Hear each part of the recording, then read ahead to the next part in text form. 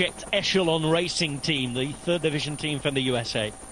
Talking of Americans, Human Powered Health were up there as well, weren't they? Just coming to the front for the first time, I would say, in the whole week, really.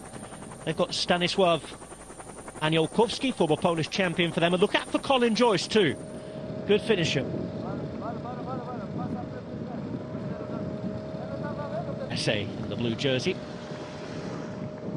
Looks a strong rider, but you just mentioned Aniołkowski. He's notorious Polish sprinter, getting up there and kind of messy sprints, so I think he'll be the man for Human Powered Health today. Keon Ertebroek's at the back here with João Almeida. Not getting involved in the fight at the front either. Not their terrain, this. Inside the final 10 kilometres now.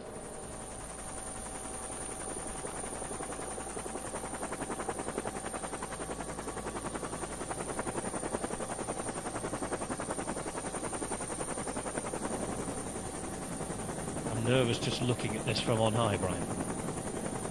I would hate it riding this circuit, absolutely hate it, because everybody knows where they have to be here in the final lap. Everybody. Well, there's Molano's at the front this time and well around, but again very different to what you're seeing now, with riders even having to put the brakes on that inside, to what we're going to see on the final lap, where there'll be no holding up, because any hesitation will see you out the game. I would even go to say that the first team into that last corner there has got every chance of winning. That's how important that is. So if you've got two teammates in front of you and you come around that corner third and they lead out, then it's going to be very difficult for anybody to come around. So that's how crucial it is. 4-man left for UAE Emirates. They are Wellens, Trentin, Oliveira and Molano, who we expect to be doing the sprinting today. Through the finish line again.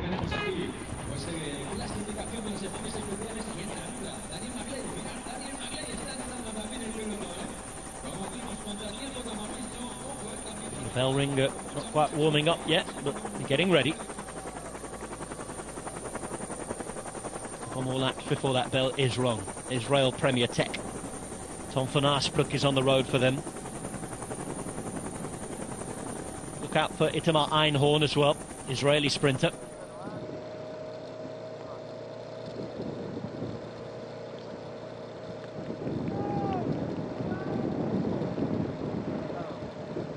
Balls being kept to the front now by Bora Hansgrohe. But at the same time, Rob, they're using quite a lot of their manpower at the front, so they're going to need as many as they can in this last lap. We saw coming onto this circuit a couple of the Bora riders try to keep the tempo up and go, but maybe the wrong thing to do. João Almeida now coming up to the front. He was at the back just a moment ago, keeping out of trouble, but I think, like I was saying, you cannot just going to sit back. You need as many of your teammates as possible, so I think Almeida will just do a big turn now and then swing over, and that'll be his for the day. Waiting for that period where he could move up in this wider road here, and as you say, he's choosing to do his turn in an area where he's probably not going to get involved in the fight for that, certainly that final corner. But they could do with his power. Strong time trialist. And here is João Almeida, just in front of Tim Wellens.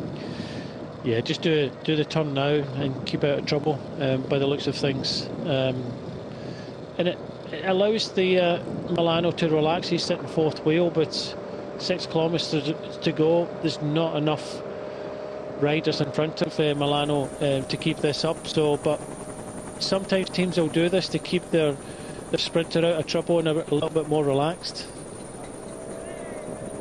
It's a bit dark over Bill's mothers, isn't it? That's where you are.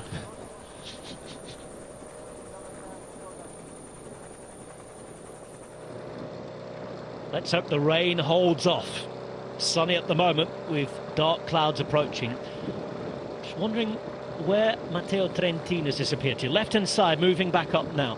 because he was in that group of 4 originally coming across the finish line, replaced by Almeida, and he's now making his way back up to the front. So you were talking about the numbers for UAE Emirates, Brian. Yeah, you have to have numbers now. This is going to be such a chaotic finish, especially in the last lap here. Almeida is doing a big turn now, and you can see the difference it's making at the back of the peloton. But you know, the road is so wide that you can get swamped, so that's why you're going to need a lot of firepower coming down here for the final time to put your sprinter in the best possible position, because the last thing you want to do is, even when you're braking going into that dog leg, is being potentially hit from behind. Soudal Quick-Step, one rider just sort of throwing his arm there as if to say he was either done or he wasn't happy with a move around him from Soudal Quick-Step. They try and remove to the front, and you can just see at the back those who are done are done. Yeah, I've just got the feeling that this is potentially too early for UAE. They've come up very quickly. I know I've just mentioned about making it easy for your sprinter, keeping them nice and relaxed. It doesn't have to fight, but Soudal Quick-Step, they haven't been anywhere near the front yet, and I think they're waiting for the final lap. Tim Wellens around there. Well, according to this ticker, we'll only have that bell to ring and a lap to go. Losing count. I thought there were 2 to go. We'll see what happens coming through the finish line here. 500 metres from this point after the turn. It's Tim Wellens at the front for UAE Emirates. Movistar are going about their business well. Human-powered health with riders in there. Now Kisper Askren moves up on the left-hand side as we look at it. Dan McClay's there as well.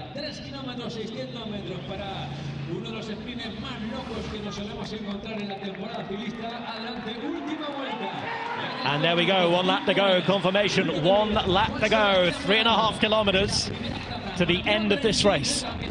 Ultima Vuelta. Oh yeah. You've been going to school over there. I was just copying what you said.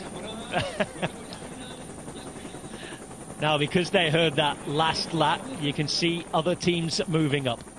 It's getting more stretch, more strong out. Pink jerseys on the left-hand side. And here come Lotto Destiny. They have all that experience, don't they? And they've not hit the front yet. No. Do they have the man to finish it off, though? Yeah, that's what we're looking at on the left-hand side. But now comes Kisper Askren now. So we're talking about Soudal Quick-Step just kind of waiting for the final lap. And you can clearly see now UAE have been kind of swept away. I did mention that sometimes if you go too early and try and kind of look after your sprinter, yes, you keep them out of trouble, keep them relaxed, but you feel that they've been swamped now on the last lap and they've been pushed back into this peloton. Florian Sénéchal sitting there in his French national champion jersey. Oh, problems behind. Several riders down. It was on the right-hand side of the picture there. Riders reacting, looking around. We'll have to wait and see.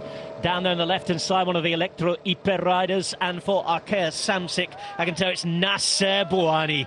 Oh, no. Back to racing. An awful crash last April. Just his 2nd day back on his bike. And he's not going to be involved in the sprint. No, it is unfortunate. Luckily for the team, they still have 2 good sprinters. But yeah, that was a case of, just trying to move up, touch of wheels. This is always going to happen, but this is where you need to put the big power down. You come out of that dog leg, this is a time to really, really ratchet the speed up, because you want to string this peloton out, because if it starts to bunch up, which it will do towards this dog leg, if you're out of position, then it's game over. It was José Martín, the rider down for Electro Hyper Europa, alongside Nasser Bouhanni.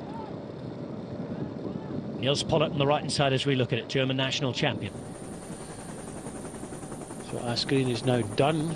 It still leaves a couple of Soudal Quick-Step riders, but that was a hard pull there from Niels Pollitt. Askren just, gave up the goat a little bit there.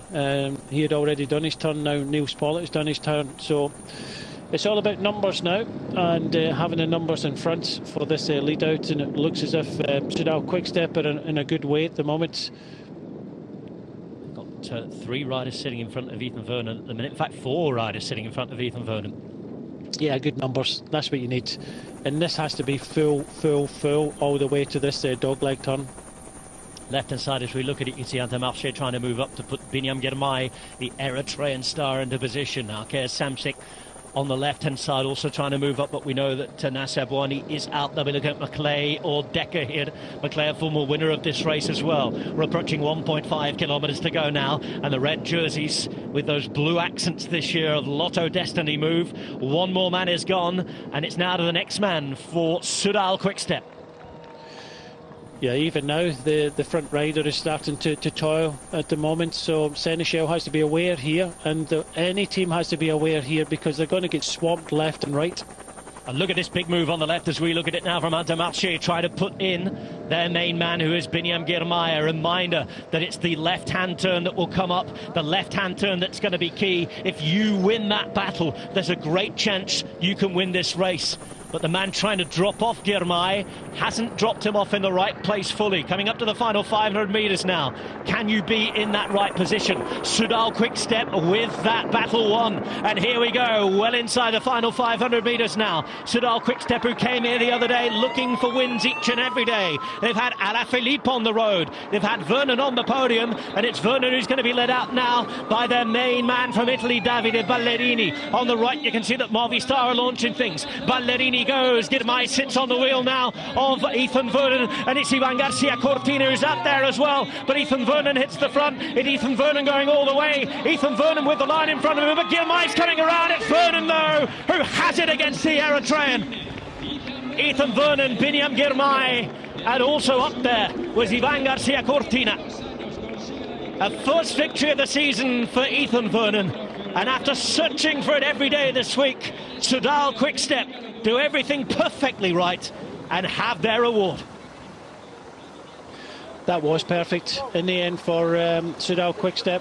Well, right for Soudal Quickstep, and here we go again. Just look at Girmay, he's just a little bit too far back in my reckoning here, but he comes out this corner with good speed and actually moves up. But Seneschal was at the front there, and you know, he's still Vernon when he goes here. But look at Girmay, he's already made up a bit of a distance there. He's just pretty much on the wheel of Vernon, but he's because he's too far back in the corner, he's having to try a little bit harder. Good effort there from Garcia, but Milano just over on the right hand side there, but really nice win, and it's all about positioning and team there, and so many teams where his position was. He takes a risk going down the kind of barrier side. It does kind of open up a little bit, and he comes round Garcia, but yeah, Vernon had done enough to hold on another 50 metres, and he probably lost it, but yeah,